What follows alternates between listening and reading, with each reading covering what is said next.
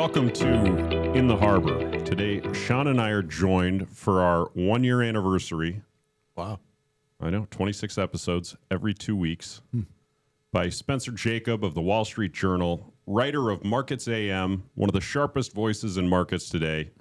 Spencer's had a fascinating career across finance and journalism and is also the author of Heads I Win, Tails I Win, which is a title that speaks to my investing philosophy, as well as The Revolution That Wasn't, GameStop, Reddit, and the Fleecing of Small Investors. Spencer, welcome to In the Harbor.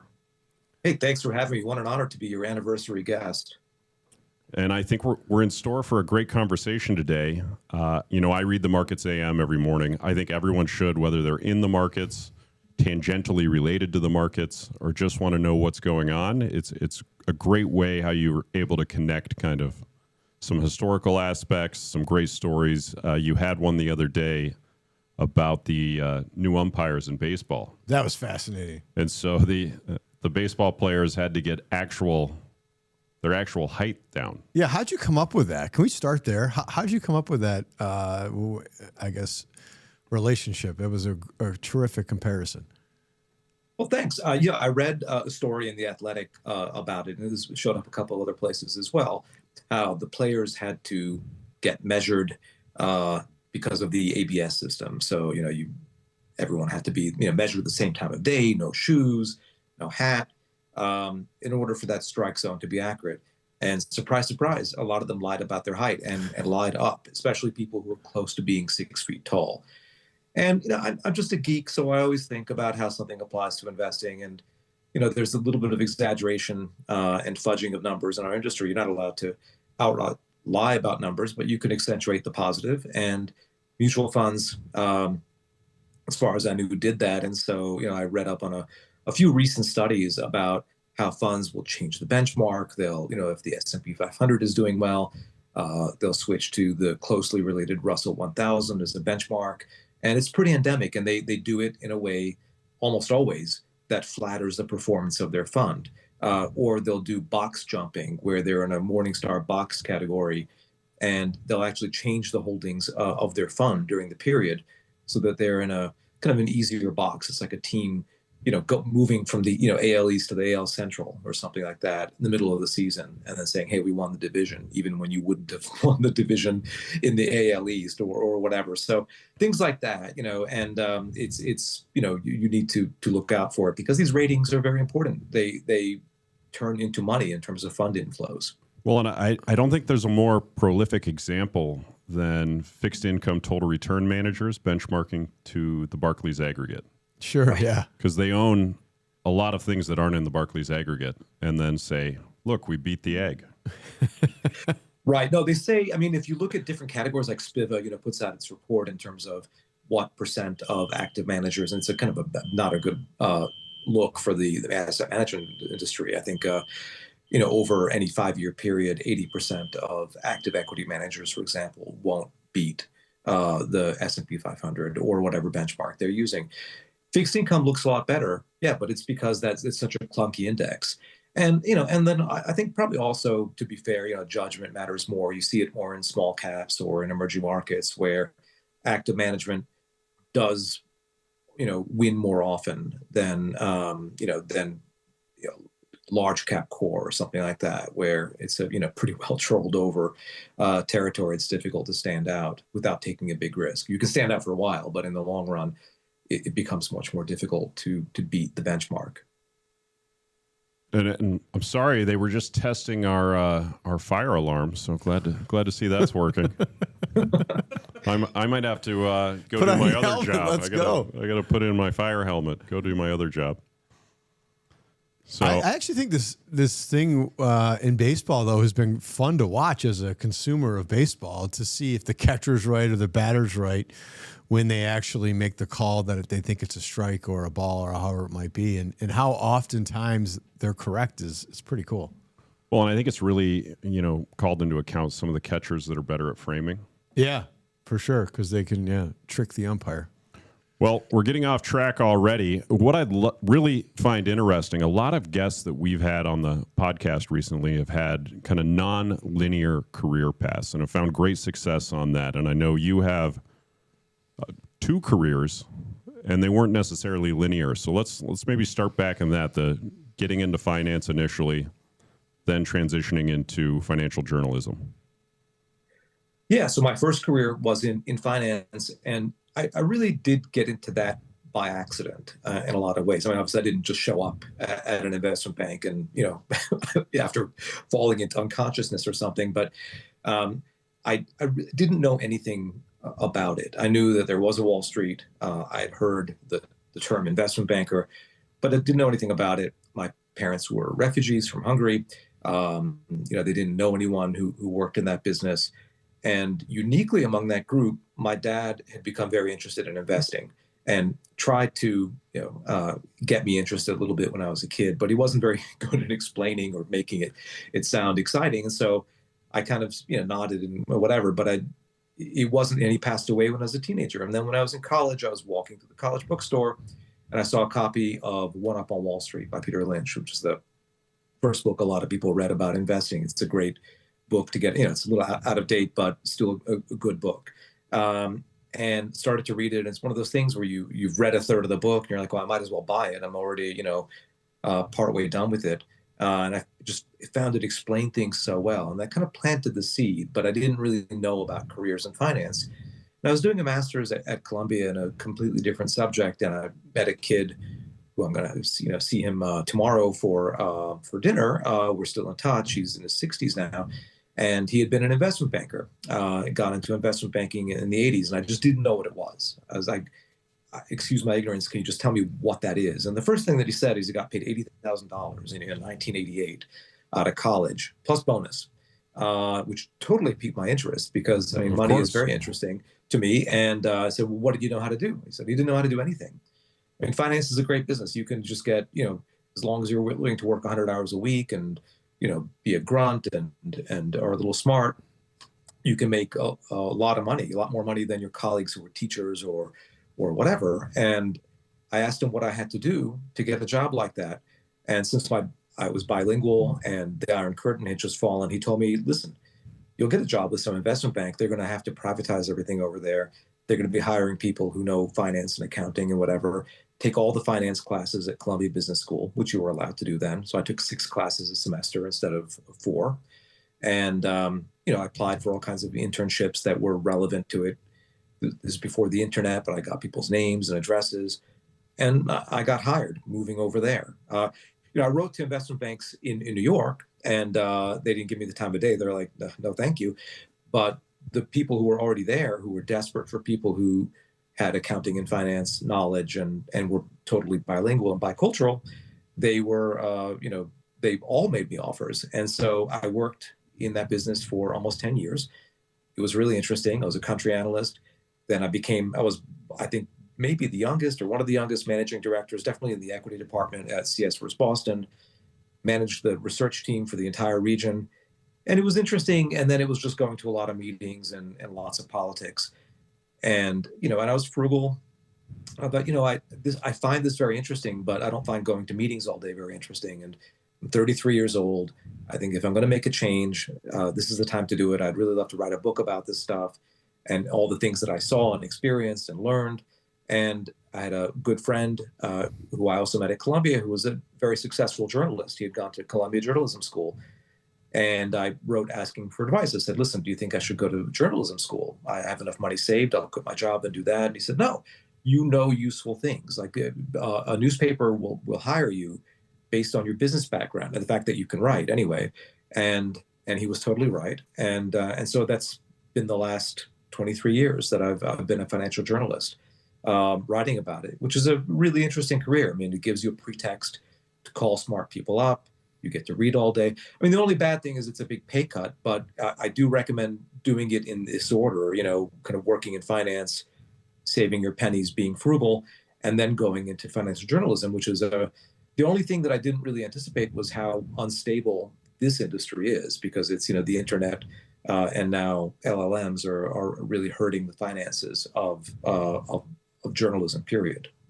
Right. I would imagine. I mean, you've seen throughout your 23 years in journalism a complete turnover in the business of journalism.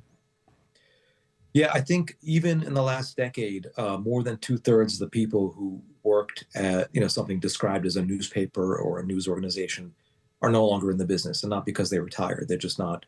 They're doing something else. And so, over the 23 years, it's been really devastating. And so you've seen local newspapers, basically hollowed out or closed down, and then big national newspapers also have taken it on the chin. I mean, the Wall Street Journal is really a survivor. And, but even we've seen a lot of change and lost a lot of colleagues.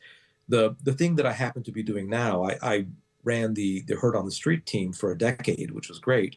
And the opportunity came up where they wanted to launch this newsletter or relaunch this newsletter, Markets AM, with the single person responsible for it, writing a column every day. And that just spoke to me because, first of all, that's why I went into this business, was to write. Editing was fun, but writing is more fun for me, and calling people up and asking them what they think, and just reading and writing all day.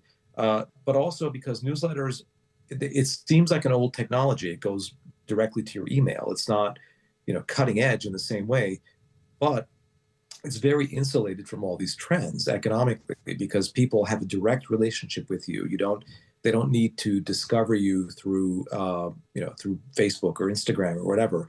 They sign up, and if they like you and they like your voice and they trust you and are accustomed to your voice, they'll stay subscribed. And so the number of readers has grown a lot for this newsletter, and it's by itself is profitable. So I guess it's a more secure job that way too. That's not the reason I did it, but it's a happy kind of side effect of writing a newsletter as opposed to just being a columnist who appears in the newspaper who hopes that people find his column and read it. It's also easily consumable. Does that make sense? From a standpoint of it's not overly long, it's concise, it has a point to it, and as a reader who has a busy day with a lot of things going on, it's certainly for me it's something that you can read in a short amount of time and get something quick and great out of it. I think that's potentially why we read it and others read it. Well, and it's very digestible.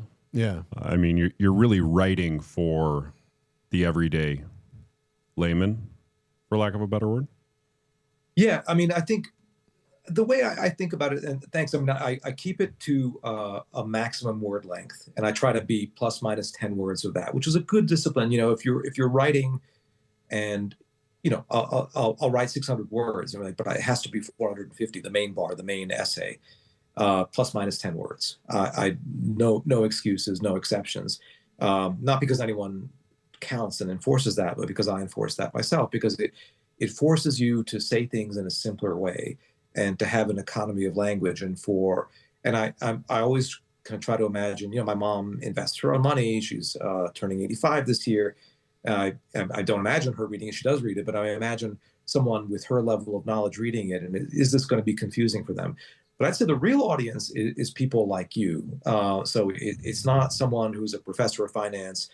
I do get lots of notes, and I'm always just tickled pink when someone who's a big name in finance, the CEO of a bank or a big asset manager or a well-known economist or pundit reads it and sends me a note about it or mentions it on social media, because the fact that they find it interesting means that either it was something that they didn't know, even though they know a lot, it was some tidbit that they didn't know about, or I explained it in a way that that was a little simpler, a little more approachable.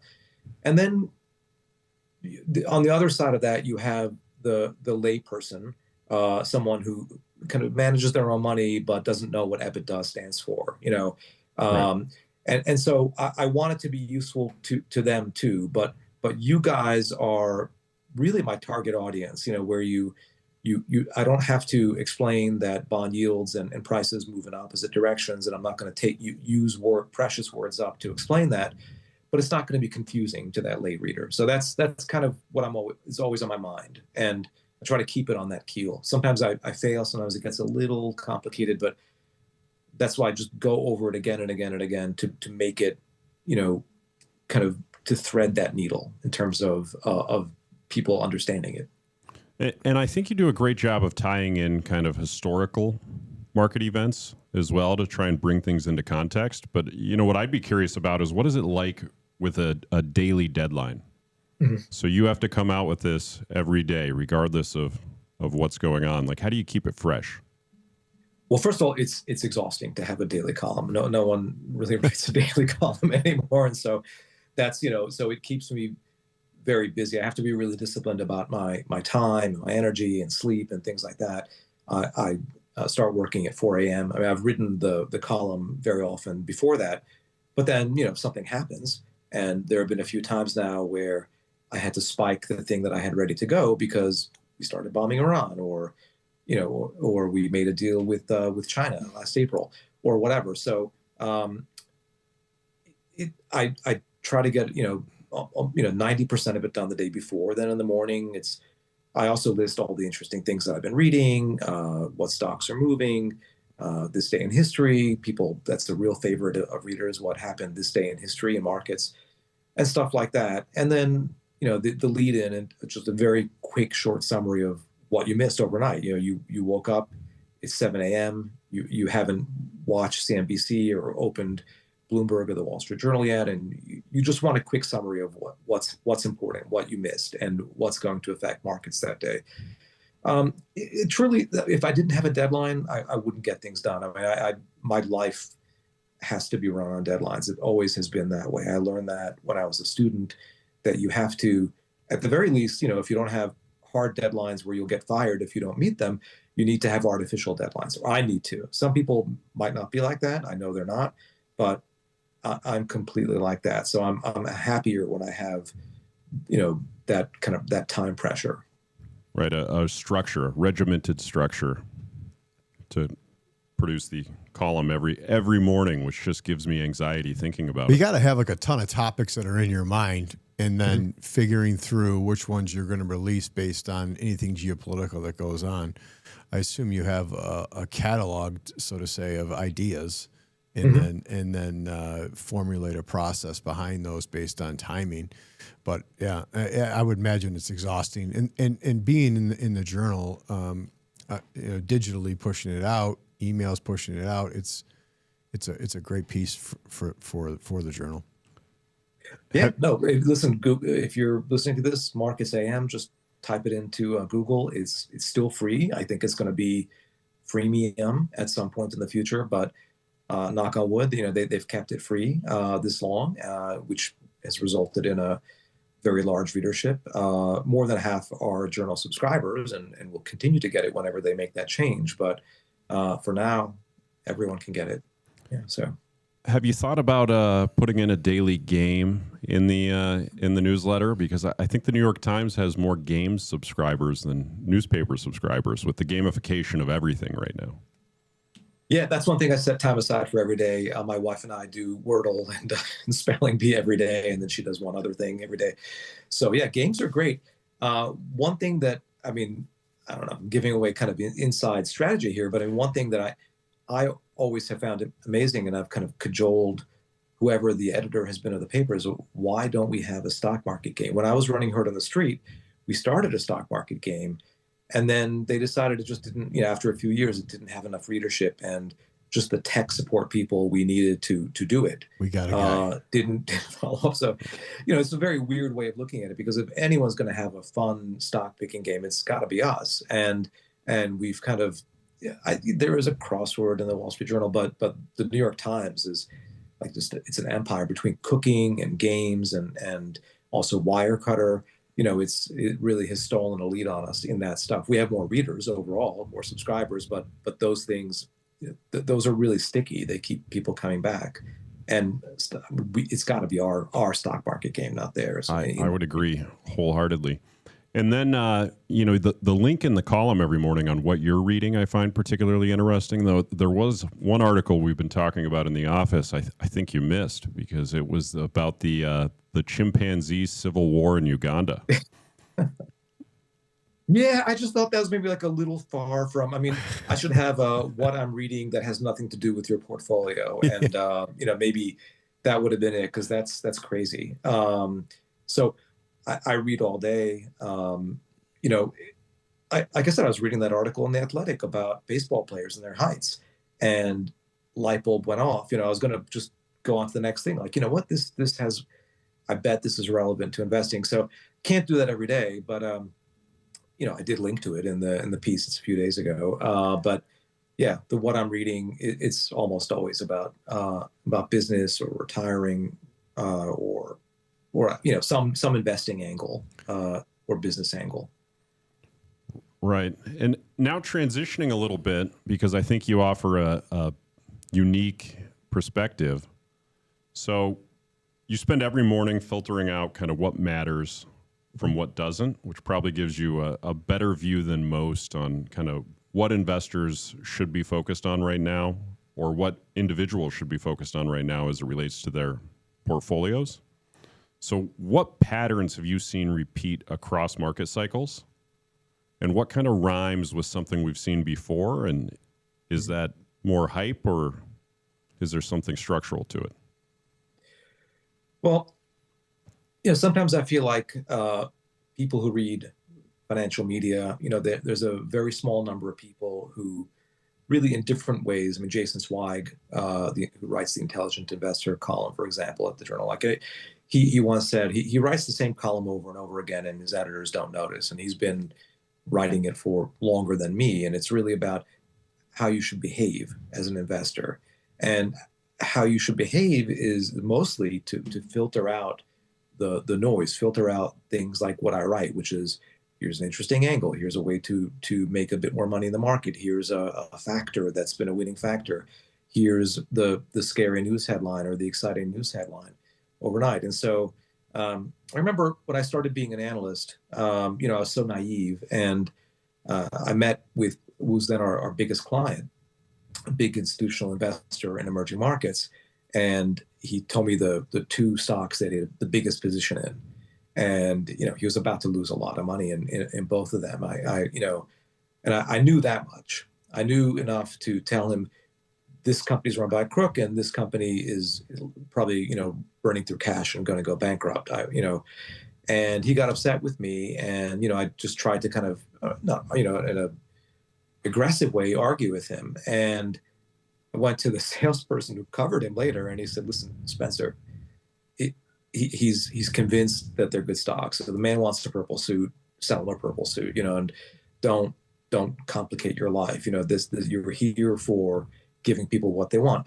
And I think I try to be as useful as possible. I try to really write genuinely useful things. I think these daily headlines and constantly sort of being euphoric or being panic stricken, and the markets kind of oscillate between those two, is not good for you as an investor. I think the kind of slow and steady approach, losing the password to your brokerage account, is a much more kind of constructive way to invest. Just invest and don't worry about these headlines, because they tend to resolve themselves, the good and the bad ones. Well, and that's an interesting point in and of itself. Today you wrote about the University of Michigan Consumer Sentiment Index being at its lowest point in, I think it was 74 years.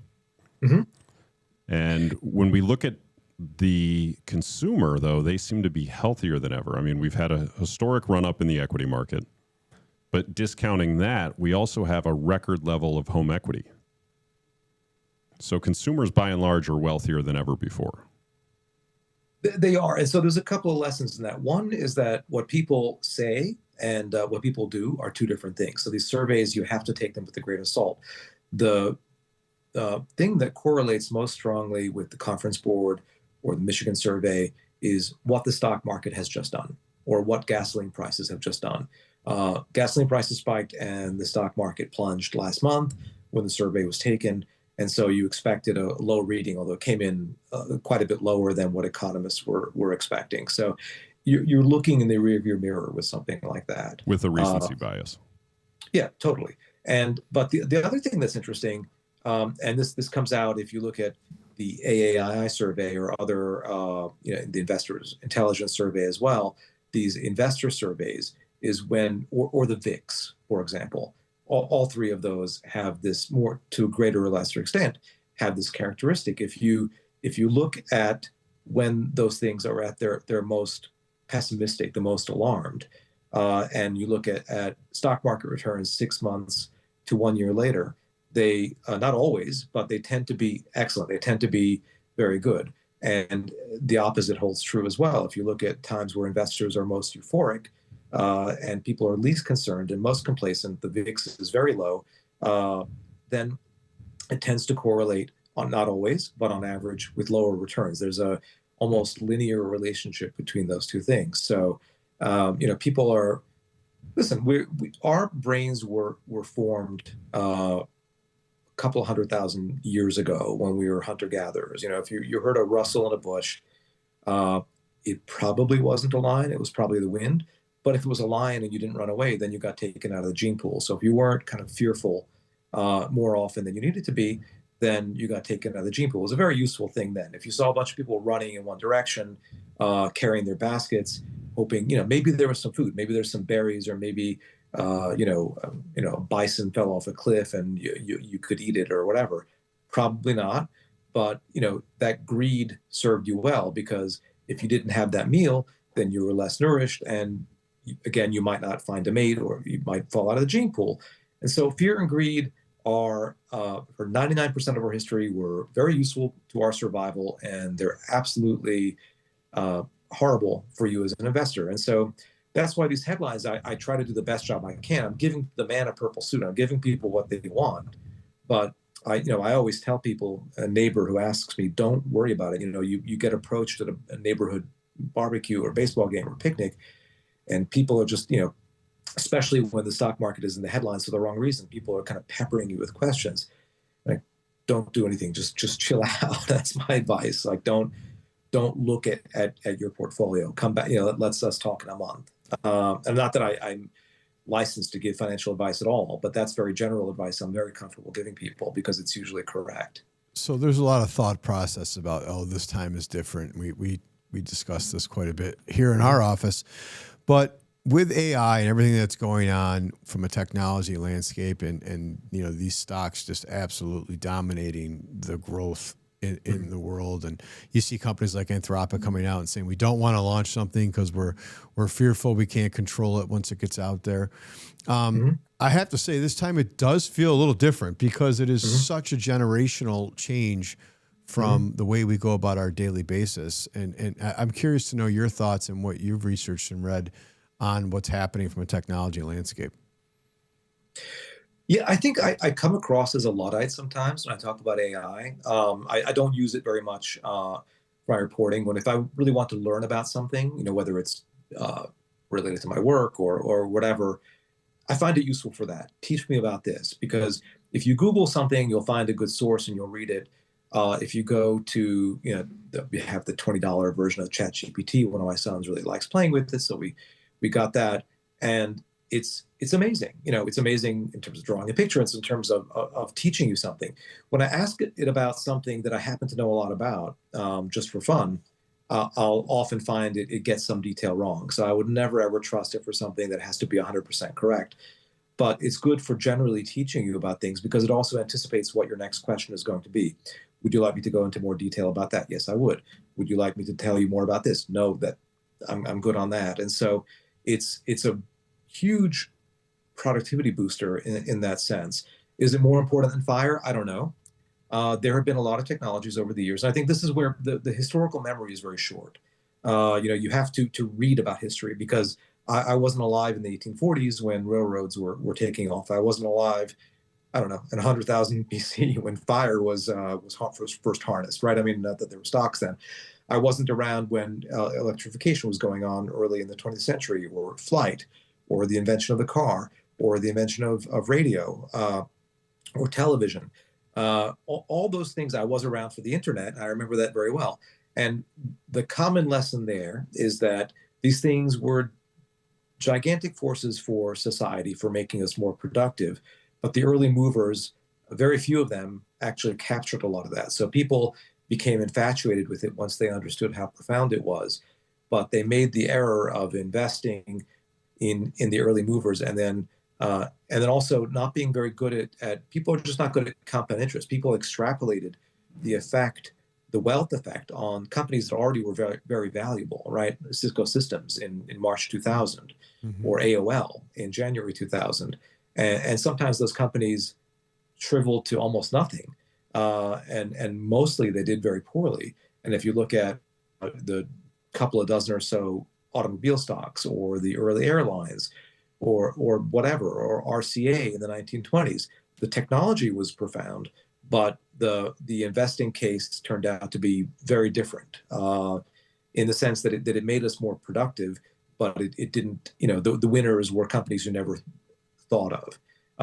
I just got the latest issue of, it's the 125th issue, well, not 125th issue, but it's the 125th anniversary of their survey, the UBS. It's now run by UBS. It used to be run by someone else, the kind of investing yearbook. It used to be called Triumph of the Optimists, where it tracks all global markets since reliable data has existed, which is since 1900. And if you look at the dominant sector in 1900, no surprise, it was railroads. Railroads were 63% of the US market then. But railroads were already a really old technology in 1900. They already had basically passed their peak in terms of excitement. They used to be 100% of the market, almost. And, you haven't ever heard of most of those railroads. I think maybe one or two of them, like Union Pacific, you can still hear about today as a company. But if you had invested in railroads, which were old school, boring things, you would have done better than the overall market, which is hard to believe, but it's true. So it's, the kind of boring stuff that everyone knows about does most of the time tend to do better than the shiny new thing. Well, and it's a long answer to your question. But it is a crazy time, though, when you think about everything going on, and it harkens back to exactly what he's saying. This time might not be different. Right, and there's always the fear of missing out. I mean, a stat that came out this year that I found just incredible was Cisco just eclipsed its market cap from March of 2000. And Cisco was a good company, right? Cisco was a really well-run company. There was never a fraud. There was never anything. It just was completely overhyped. I think it was trading at, 180 times earnings. I mean, you have to look back at like the dot-coms. I remember, I was still working in finance then, and I had a great mentor as a boss who was head of research, and he was a really big believer, and he did this with his own money, investing in these dot-com stocks. And he asked me to be an internet analyst, I think in 1999. I was like, listen, this is all going to end in tears.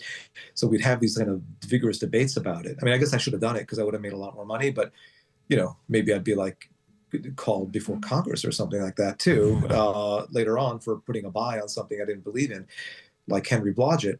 And he was a true believer. I said, just look at the numbers. Here are the top 25 tech companies. Let's look at the multiple of sales. And this was, they maybe had another 80% to go at this point. Like, there's no way mathematically that this can work out. It doesn't matter that it's a great technology and that some of these are great companies. Amazon obviously turned out to be a great company after a couple of, big drawdowns and things like that. But as a group, and you're not going to be able to pick the winner. As a group, these are not going to do well. And Cisco was one of the ones that actually did okay. And Priceline was another one that did really well after a big drawdown. But you didn't know that then. Right, and I think the Super Bowl is usually a good indicator, the Super Bowl ad spend, of what's going on broadly with consumers. When you look at, in its peak, I think in 2000, that's when you had every .com possible advertising in the Super Bowl. Including Pets.com, which was gone 8 months later. It was out of business. I mean, I think the most profitable thing they did, like I'm not making this up, was selling the sock puppets they had in their Super Bowl ad. That was, because they lost money on actually selling, pet supplies and things like that. They had a terrible business. This year you had a lot of AI ads. It was like the AI Bowl. A couple of years ago, it was the Crypto Bowl, right? You had FTX, the Larry David ad, which was just, it was great because he said, nah, never mind. And he was right. And it was kind of parodying someone who was a total Luddite about it. So yeah, I mean, it's never a good sign because you're spending that to make a splash. One counterexample that people come up with, and they actually get it wrong, is they say, but look at the most famous Super Bowl ad of all time when Apple advertised the Macintosh in 1984. That famous, I don't know if you guys were, um, you, you're maybe a little younger than me. That probably or watching predates that me. live. But... I think I saw Yeah. it. Yeah. The 1984 Super Bowl is a great Super Bowl, amazing ad. The Macintosh was a financial failure for a long time, and Steve Jobs got fired the next year from Apple. Obviously, kind of redeemed himself later, but I mean, that didn't really turn out well either. So, if you're trying to make a really big splash, if you're kind of an outsider trying to get attention, it almost never works, and it's almost never a good sign. Apple obviously has, a lot of things happened since 1984, but at that time, it was not a good sign about investing in Apple. Right. And so, one thing to get into is kind of the what we're hearing today in the markets and what the financial media has front and center. So we've talked a little bit about AI, but then obviously there's private credit and private credit concerns, and then the big push to get private credit or private assets in general in front of more investors.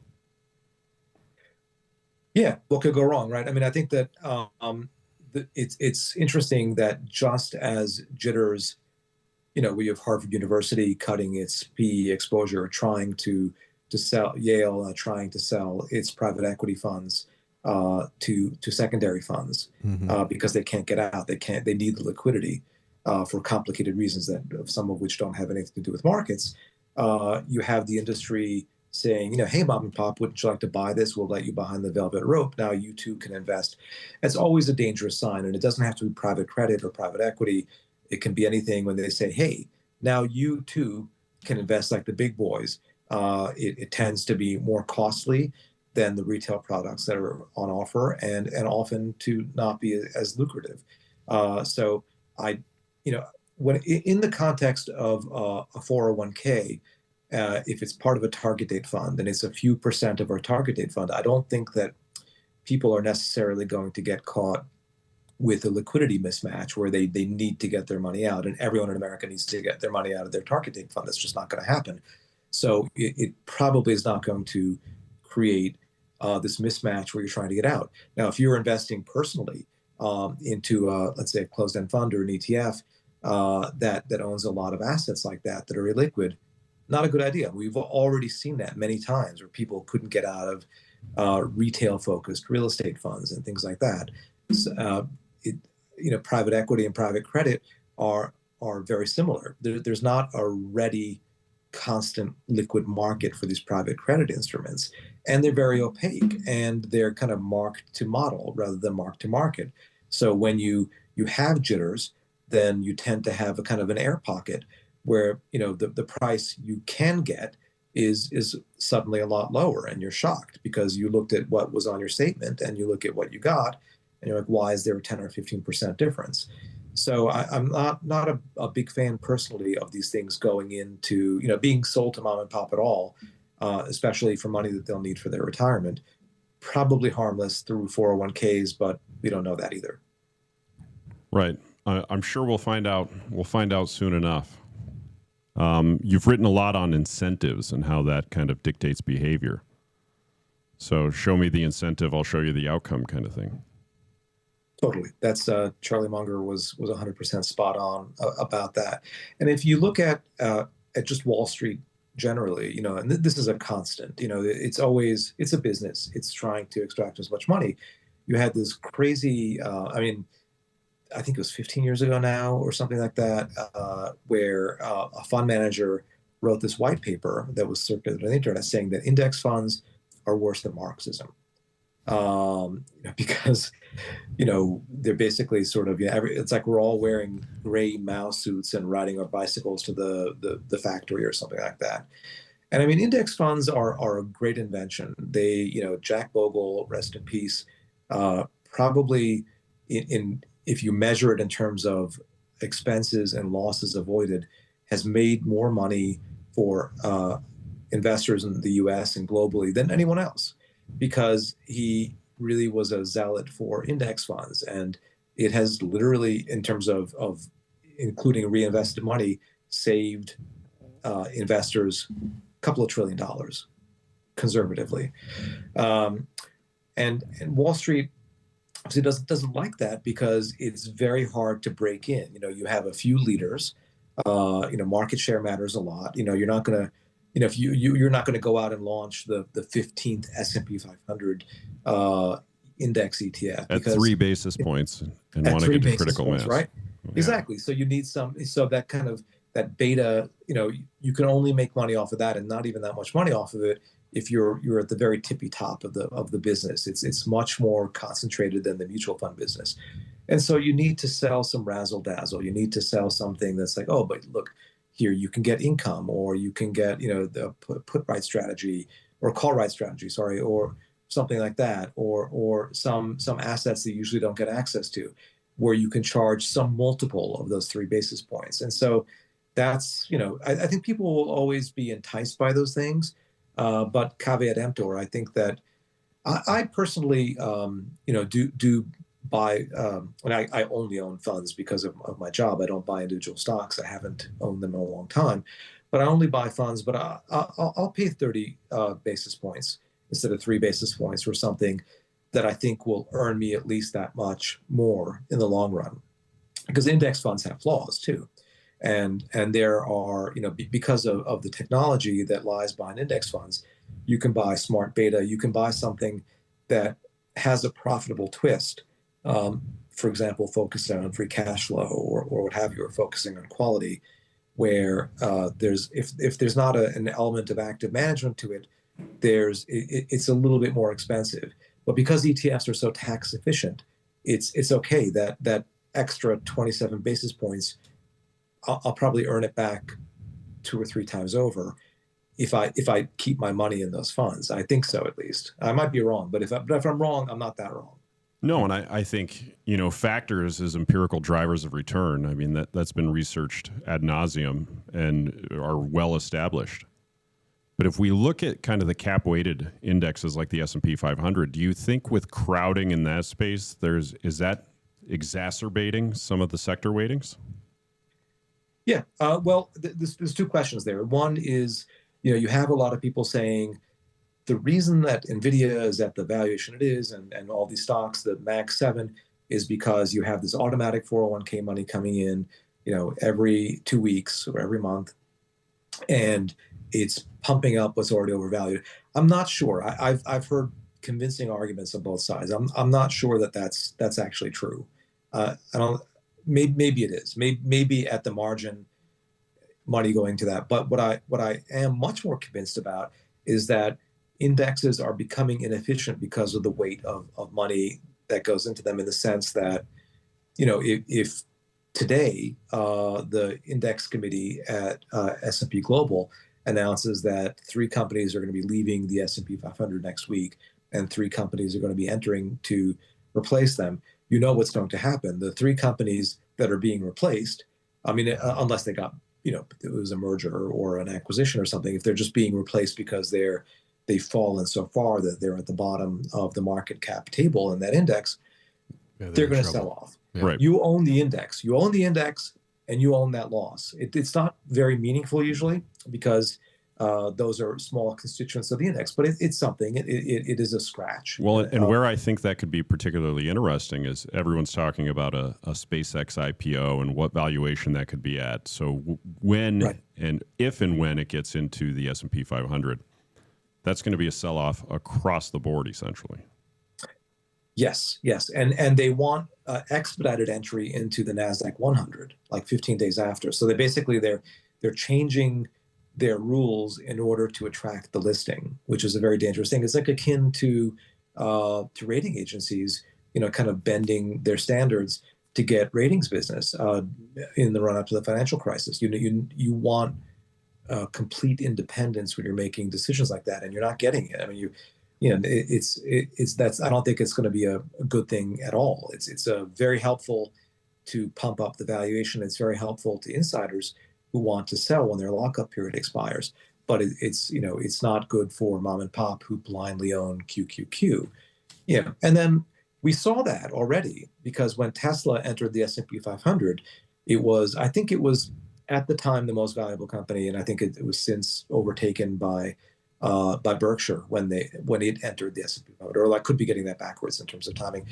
But no, actually, maybe it was the other way around. But Tesla was very valuable anyway. It was much more valuable than most companies when it entered the S&P 500, and people anticipated that. It had a massive, massive rally in the year leading up to its inclusion in the index, and then of course the 6 months immediately following its inclusion in the index, it was a big drag on the index. It was a meaningful drag because it was already big, and so you never want that. But if I'm an investor in SPY, I didn't notice it. I'm like, oh, SPY, it totally tracked the market. I'm good. I'm matching the market return. Right. Yeah, but that market return isn't the entire market. It's a human constructed index that's kind of close to the entire market, but it just picked my pocket through that quirk of the index. Right, and adding in any human element incorporates bias. Like if you have a quant manager that's like, oh, but we're going to override it if we see this, then inherently you're including human bias. And you can go the other way too. So I think let's look at the Russell 2000, right? The Russell 2000 is by far the most held small cap index. Russell 1000 is less popular among big caps. Russell 2000 small caps means the Russell 2000, even though there are other indices that track the same asset class, like the S&P 600, and it's completely based on size. So if you're big enough on the selection day, you're in. If you're not big enough, you're out. If you're too big, then you're also out. Now, the companies at the bottom of that index tend to be of very poor quality. They tend to be in there sometimes just for a year or something like that. The next time the selection comes around, they're out. And they often tend to be kind of low quality, not money making, scammy. So having a completely mechanical index also can, I mean, the S&P 600 at least requires you to be profitable before you enter the index. And if you look at a long-term chart, you think they're measuring the same thing. But I think since the S&P 600 has existed, I think you've had about 800 basis points of outperformance versus the Russell. So that having, at least some criteria, I think, if not a human, it's not like a really controversial thing. Like, did this company not make it or not make it into the S&P 600? It's not a super followed index, but it did help in that case. Right. I think it'd be great to transition into the books you've written and kind of get back into what was the inspiration for writing each of them. Well, I have to make a confession. The first book I wrote was basically how to be a good investor by not being a bad investor. It's the best advice that I could give at the time. I think I would still give most of the advice. It was published a decade ago, and the reason the book was born was I wanted to write a book about a completely different subject that really interested me. Wrote to some publishers who got interested but never really bid at the final stage, and so I decided to go out and get an agent or find an agent. I found a guy who knew of me at the writing at the Wall Street Journal, and said, "Listen, how about the book was about alternative energy, which has never seen the light of day?" And he said, "How about writing about investing, how to be a good investor, because that's what people know you for, and then your second book can be about that." And so I wrote up a proposal. It got accepted. Penguin Random House published it. I think it's good advice, because basically the advice that I would give people is doing the right thing, eking out that extra 50 basis points a year, if it's at all possible, is great. But you're leaving 4 or 5 times that amount on the table by paying too much and zigging when you should zag, all the kind of classic errors that investors make. So error avoidance, as boring as it is the key to really keeping up with markets. And if you can just be average, you're beating 80% of your peers in terms of individual investors. So that's what the book is about. And my second book was something I really wanted to write. I was sitting at this table here in my home, and my 3 sons were all home, and my oldest boy was home from college because of COVID. And he said, "Hey, Dad, are you going to write something about GameStop?" And well, why would I write about that? And he said, "Well, my friend bought it, and he's doubled his money in the last 2 days." So I took a look and started reading, and told him, like, "Well, I think your friend, this kid I know, you should sell immediately, because there's no reason for it to have doubled. It's just this kind of I knew about Wall Street bets, and I said, these things burn out pretty quickly." He said, no, he's not going to sell because you have to have diamond hands. You can't sell. And so Right, of course. I realized that The apes.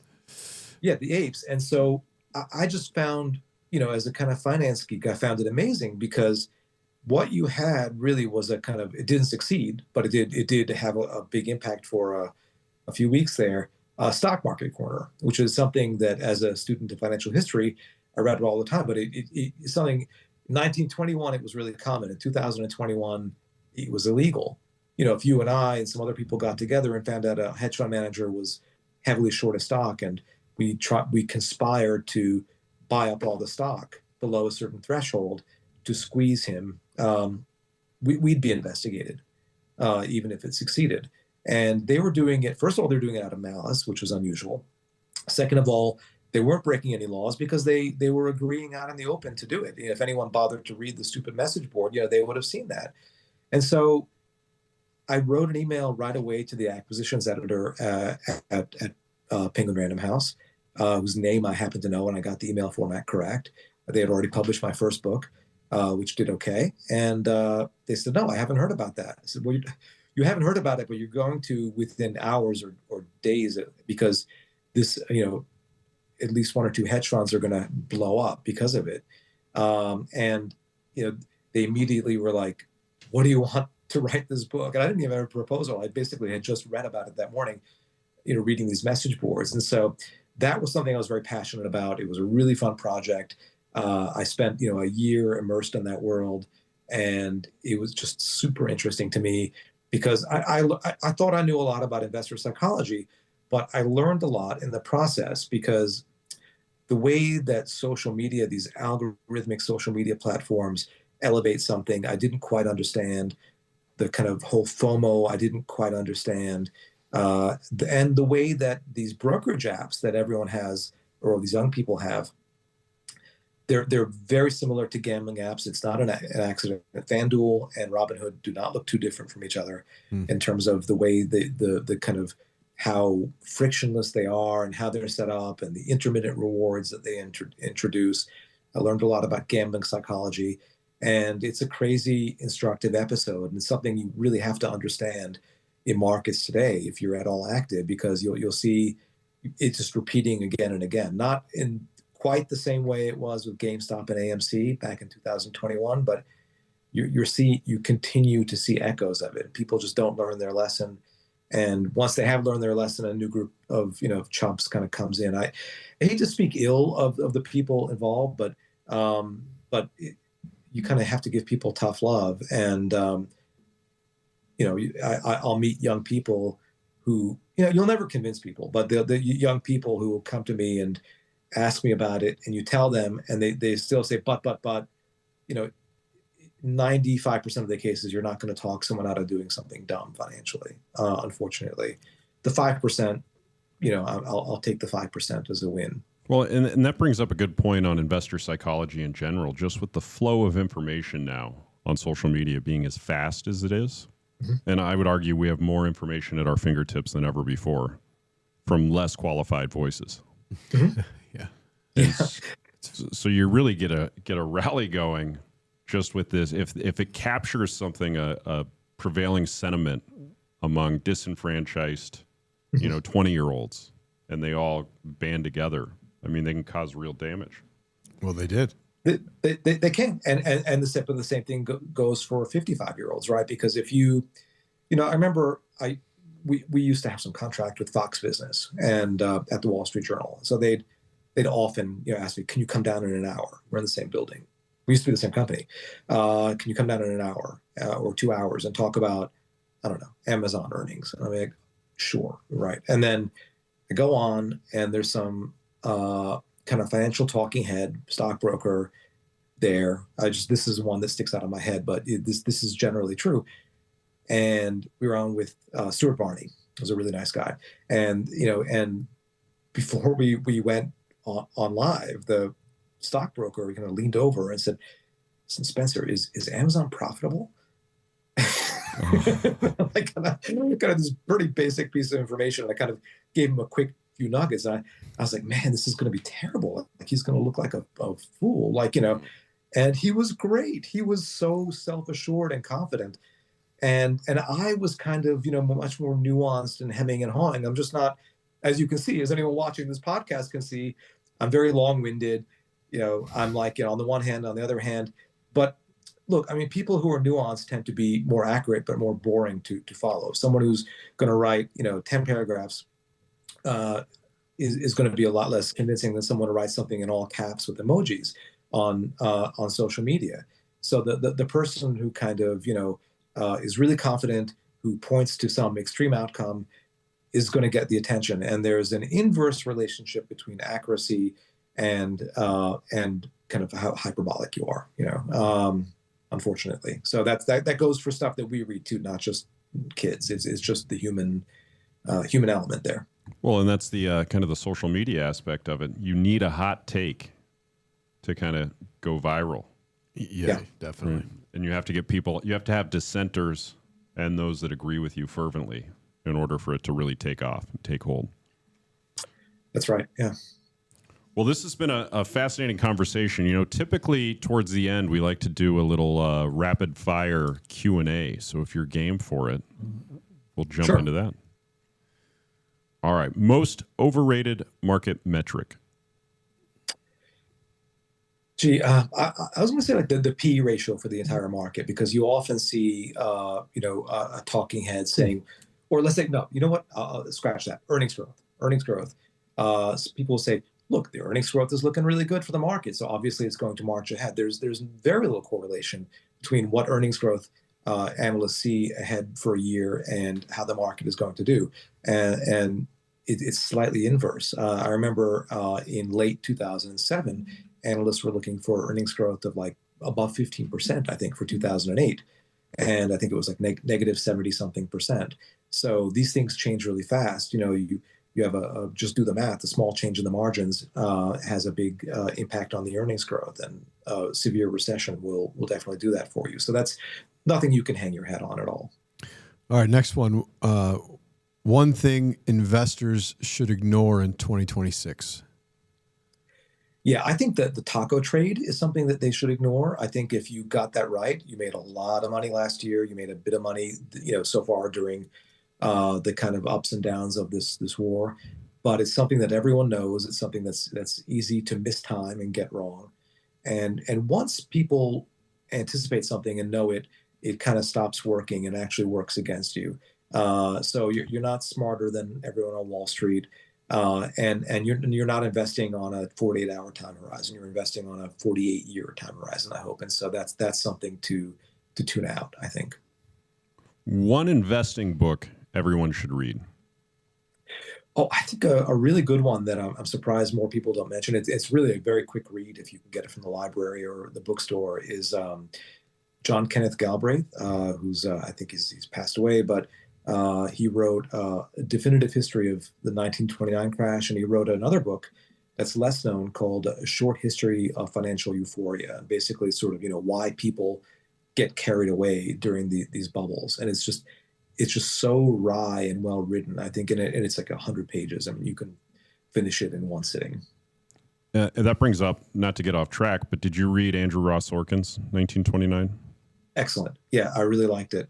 I like Too Big to Fail too, and I thought it would be a difficult thing to pull off for 1929, because Too Big to Fail kind of, you were like in the room, because he spoke to people who were they came out I think 2 years after the fact, and it wasn't kind of here's my theory of what happened. It's just here's what happened, which was so useful to me. I mean, there are some books that have a great kind of alternate perspective, but he just told you what happened, in what order, what the tension in the room was like. And 1929, since none of those people are alive anymore, he did a really good job reconstructing it, and I think it's a great important read. The Galbraith book is a great read about 1929 as well, and there's some other good ones. But yeah, this was really good. Created some perma bears here in this office. I'll tell you that. I was already a perma bear. You should just be aware, right? I mean, I think if you didn't see parallels between then and now, then you weren't paying attention. That's fair. Okay, switching gears. Favorite sports memory of your life? I'm gonna say I'm a big college football fan, but I'm gonna since this is about investing, I'm going to tell you like a happy and good and interesting sports memory that's baseball related. Is I have three sons. My oldest and youngest are almost 8 years apart, so pretty big age gap. And the young one is always challenging the oldest one, trying to outsmart him. And this is like 3 years ago. We're watching the Yankee game. They'd lost 9 games in a row, and Aaron Judge hit a home run in the first inning. I think it was DH that game against the Nationals. And then he hit another home run, I think in the 6th. And my youngest son said, and my oldest son is a risk manager at a hedge fund. So he's quite savvy to stats and things like that. And he already was then. And my youngest son was in high school when he said, I think Aaron Judge is going to hit a 3rd home run this game, which was probably only going to come up once at bat that game. So he made an even odds bet, and I usually stop them because he's, my youngest son had like, summer job at the grocery store. My oldest son is works at a hedge fund. There's complete difference in their financial situations, but they just love to to be right. And I think they bet $5. I let it go ahead because I thought my youngest son was going to learn a lesson. And then Judge hit another home run. Oh my God. The odds were like probably, you look at each, he learned about, he believed in the hot hand fallacy. He didn't, I think, maybe he did understand, but he was overconfident and thought it was going to happen. And he was right. And even though it's just $5, my oldest son, it just killed him to be wrong, to lose to his youngest brother. He still brings it up. And so it was like, it could have been $5,000. I mean, it just really, really stung that his little brother got that one right, just totally by chance. And so everyone got smarter that day. It was a great game. I think they won 9-1. It was nice, nice weather, and we all walked away from the game, learning a lesson. It's going to be some catastrophic loss, even though the chances are small. Don't make the bet. The hot hand fallacy also works on the craps table, just so you know, just for our viewers. If you get someone with a hot hand on the craps table, run to that table. Well, and that's interesting now with all of the FanDuels and the betting apps. Like you can place intra-game wagers on your phone. And then you could sell them. But don't. Yeah. But yeah, it's funny. Like those two sons are both, I mean, the oldest one obviously is very, like he won a lot of money playing poker, in college. And, he's very sort of just intuitively understands these things. And, and most people don't. And so you can do quite well being in the 3% of the population that he doesn't gamble at all. Although a lot of men, young men his age do, and especially my kid who's in college, because now prediction markets. My youngest is 19 now, but you can play now in those markets. Poly market. And I ask them every once in a while. You guys don't do it, right? Like they don't. I mean, it's just you should not, but it's you're siphoning money, unless you're one of those people who really understands it, and then they shut you out. I do know some people who basically sort of. They have made so much money sports betting that like they're not allowed to bet. But yeah, it's kind of crazy what a kind of gambling society we've become. I guess we always were, but much more now. And it's if you're prone to addiction. And what I learned writing the book about GameStop is that about 3% of the population is going to be prone to gambling addiction. And so you could avoid a casino, but you can't avoid your smartphone. And so it's really creating a lot of personal family problems for people. Oh, I would imagine. All right, one more and we'll let you go. Hardest investing lesson you've learned personally? Oh, wow. I think it's being wowed by someone. When I got hired to be an emerging markets analyst, really not knowing that much. I knew a lot theoretically, but I didn't have a lot of practical experience at all. And there's like a much older fund manager who was dressed nicely, sophisticated, rich. And I don't know why, just unsolicited, he told me about some investment. And company I never heard of, I started looking, wow, this thing is trading at like 9 times earnings, and it has this cool technology and it's really being overlooked. And I started reading about it. And that was my very first investment. And it turned out to be a fraud. It was like it was a zero. And like the FBI raided their offices a few months later. I mean, it was like, I obviously I couldn't have known that, but I mean, just, don't take stock tips. I mean, that was like, it's good that your first investment is a bad one. I think if your first investment is like a huge home run, then that actually can cost you more money in the long run. I didn't have that much money then, so it cost me all of my portfolio, but all of my portfolio was a tiny fraction of my portfolio today, and so it's kind of painful but funny in a way, but it's ridiculous too. Don't take stock tips. I think that's a good one. Advice, yeah. Good one to end on it.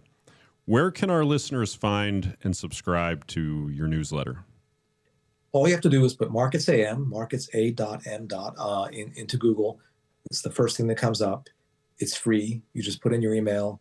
You'll get it every day. And as long as it's, if you're not although I hope everyone listening does subscribe to the Wall Street Journal, but if you don't, you can get it for now. At some point, it's going to be freemium, but I think they keep forgetting about it. Thank goodness. And so, yeah, I highly recommend it. Long may they forget about it, but yeah. So it's free right now. That's where you find it. All right, excellent. Well, Spencer, really enjoyed the conversation. Thank you for spending the time with us. Hey, thanks for having me. It was fun. Keep up the great work. It's a fun read. Thank you. Bye.